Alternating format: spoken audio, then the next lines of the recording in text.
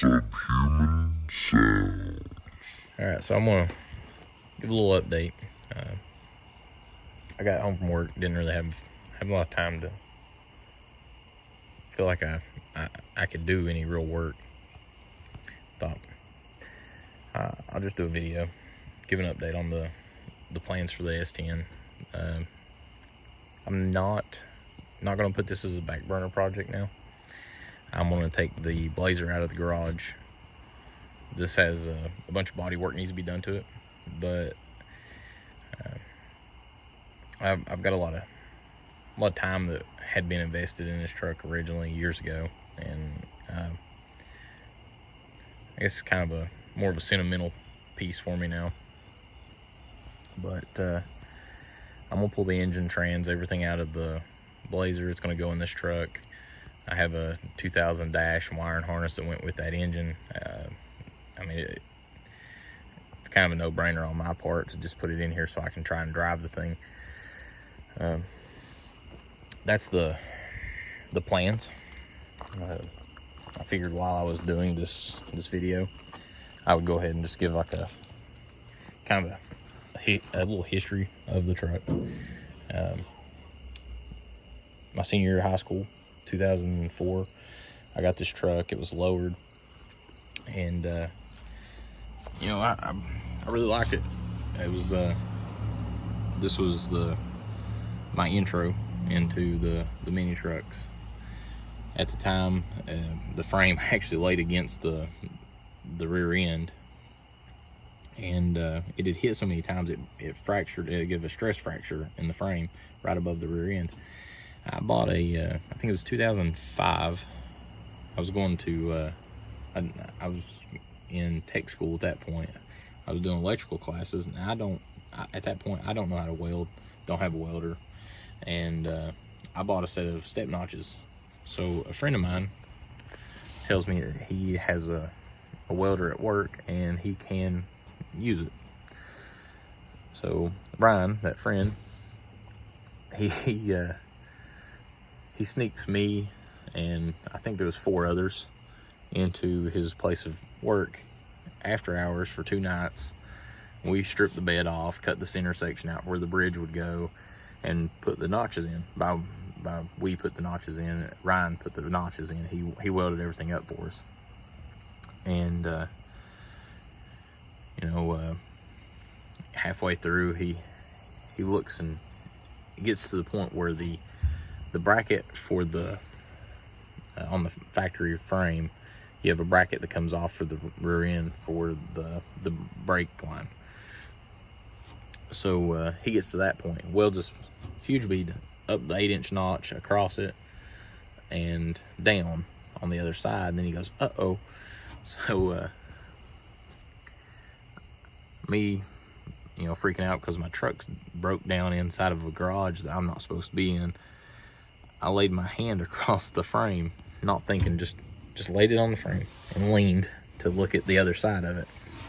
So I was pretty much useless the rest of that night, because I had a blister within a few minutes that went across the entire width of my palm from that weld. I laid my hand on fresh weld, but you know, that's kind of a little dumb side piece to the side story that I'm giving on the update here. But you know, we get it all back together, and within, I think, about a month after that, I put a set of hydraulics on here that I'd gotten used off of a guy. That was another, I didn't know what I was doing, so I went to the local hardware store, got some thin wall 1-inch square tubing, and ran 2 bars across the top of the notch, and it had some plates welded onto it.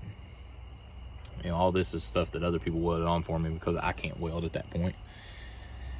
And I bought a set of power balls, had them welded to the rear end, and you know, it was a cobbled mess, but it was really fun. I enjoyed it. Had factory leaf springs in it still and all that, but it was enjoyable having something that was adjustable for the first time. But you know, from there, around 2006, I got a full bag kit from Torbeck, and I put a SD3 link on it, and I drove it for a few months like that, and I can't leave well enough alone, so I decided, you know, I did all that work, and I decided I'm gonna body drop it. So me and Tristan pulled the cab off of it one day, and it sits for, I'd say it sit for close to a year while the frame was being built underneath it. So we put 2x3 tubing all the way back. The initial frame on this was narrowed in to the width of this air tank section that goes around, and it had bag on axle, which, you know, wasn't really enough for you know, with the body drop, it wasn't enough lift for what I wanted.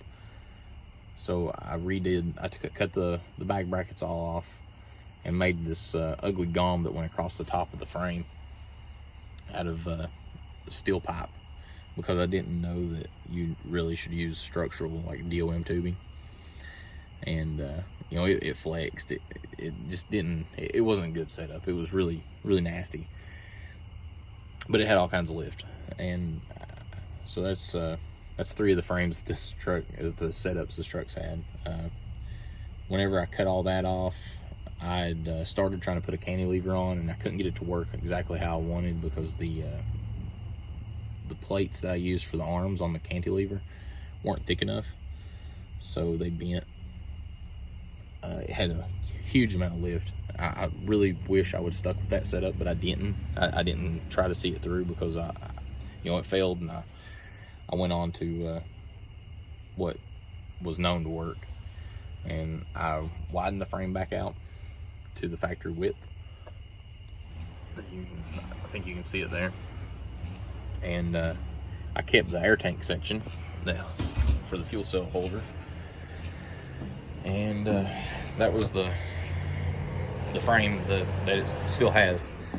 The front of it had a set of the suicide doors tubulars. Whenever the truck was sold, those were taken off of it. It also had an AccuAir on it. That's gone. So it's just gonna have a set of the plated arms that I put on it, and I'm gonna pie cut the uppers. It's gonna be kind of basic, but this is that's kind of the crash course of the last 17 years for this truck, or whatever it is. I still have to weld these back on. I'd cut them loose before I got rid of the truck, because I was doing some work on it.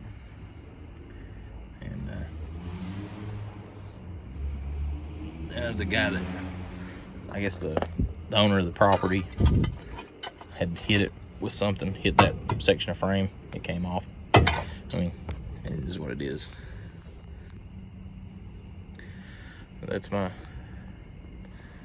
rambling update, and little story time for the history of this truck. I can't see it really mattering to anybody else, but it just that's my crash course of it. Hope y'all have a good evening.